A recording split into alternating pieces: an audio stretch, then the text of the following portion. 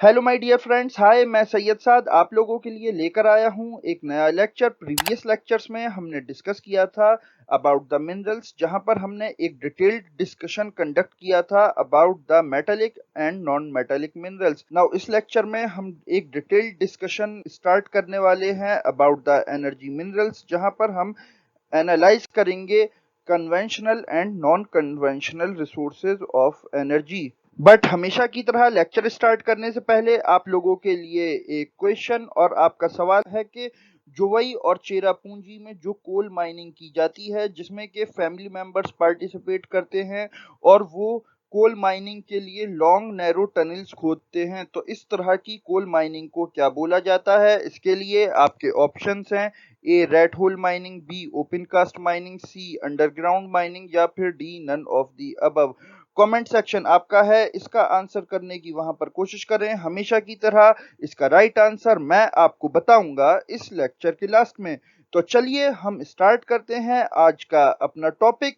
So stay with us because there is a lot to know, a lot to discuss. So let's start. देखो, जब कभी भी हम energy resources को देखते हैं तो एनर्जी रिसोर्सेज हमें कई सारी बेसिस पर क्लासिफाइड मिलते हैं, जैसे कि on the basis of origin, exhaustibility, conventionality, ownership and status of development. तो यहाँ पर जो बेसिकली हम रिसोर्सेज एनालाइज करने वाले हैं वो करने वाले हैं कन्वेंशनैलिटी की बेसिस पर।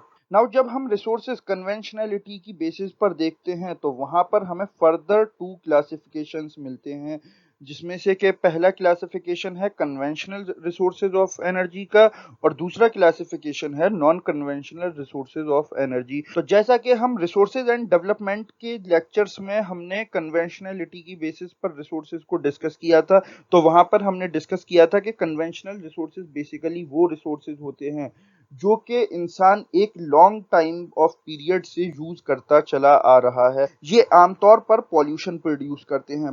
बट जो non conventional resources of energy हैं, ये क्योंकि टेक्नोलॉजिकल एडवांसमेंट के चलते डेवलप हुए हैं, तो ये हमें मोस्टली पॉल्यूशन फ्री मिलते हैं, जिसकी एग्जांपल है सोलर एनर्जी, न्यूक्लियर एनर्जी और बहुत सारे अदर रिसोर्सेज। तो सबसे पहले जो हम क्लासिफिकेशन डिस्कस करने लगे हैं वो है कन्वेंशनल रिसोर्सेज ऑफ एनर्जी। तो जब हम कन्वेंशनल रिसोर्सेज की बात करते हैं तो मेजर 3 कन्वेंशनल रिसोर्सेज कंसीडर किए जाते हैं, जो कि हैं कोल, पेट्रोलियम एंड नेचुरल गैस। तो इस लेक्चर में हम डिस्कस करने वाले हैं अबाउट द कोल।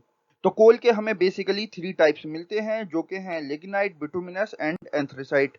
तो जब हम बात करते हैं कोल की इंडिया के रिस्पेक्ट में, तो इंडिया में कोल एक abundantly available fossil fuel consider किया जाता है। फॉसिल फ्यूल बेसिकली वो फ्यूल कहा जाता है जो कि फॉसिल्स से फॉर्म हुआ हो।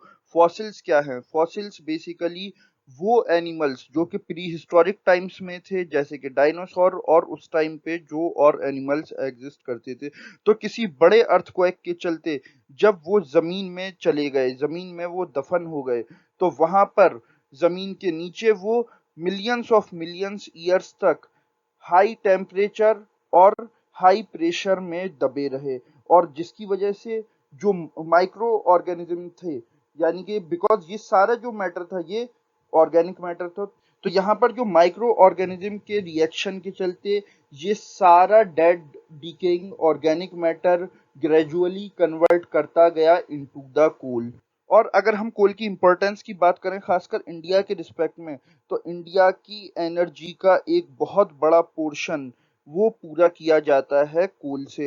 और जो पावर जनरेशन है, जैसे कि इलेक्ट्रिसिटी वगैरह, ये सब जो प्रोड्यूस की जाती है, ये सब प्रोड्यूस की जाती है कोल से। जो हमारे नेशन की जो इलेक्ट्रिकल एनर्जी की नीड है वो 60 to 70% कोल से ही पूरी की जाती है, फिर चाहे वो नीड इंडस्ट्रियल हो या डोमेस्टिक हो। तो देखिए, इंडिया अपनी कमर्शियल एनर्जी रिक्वायरमेंट्स के लिए काफी ज्यादा डिपेंडेंट है ऑन द कोल।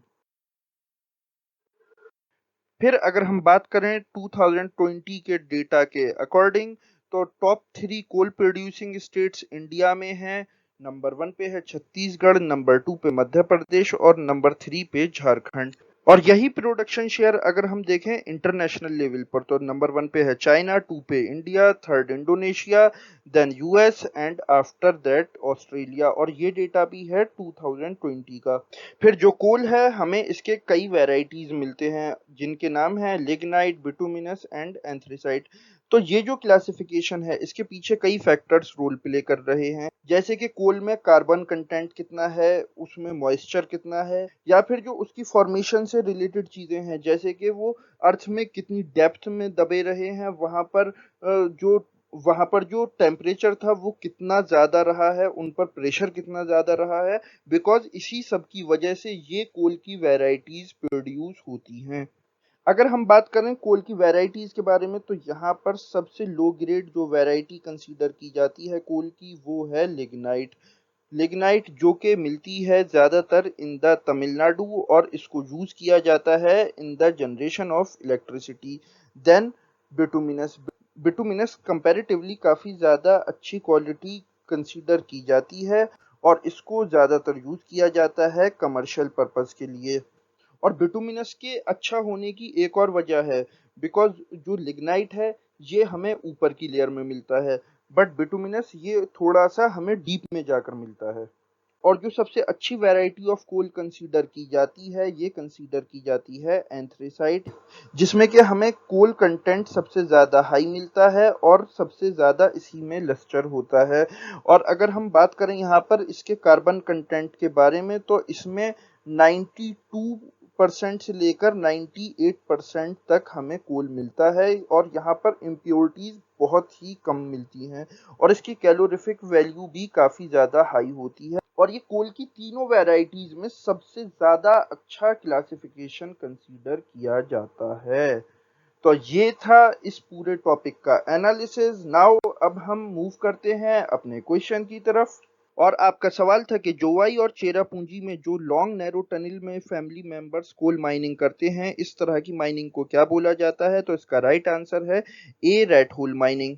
तो इस लेक्चर में बस इतना ही। नाउ नेक्स्ट लेक्चर में हम डिस्कस करने वाले हैं अबाउट द पेट्रोलियम रिसोर्सेज।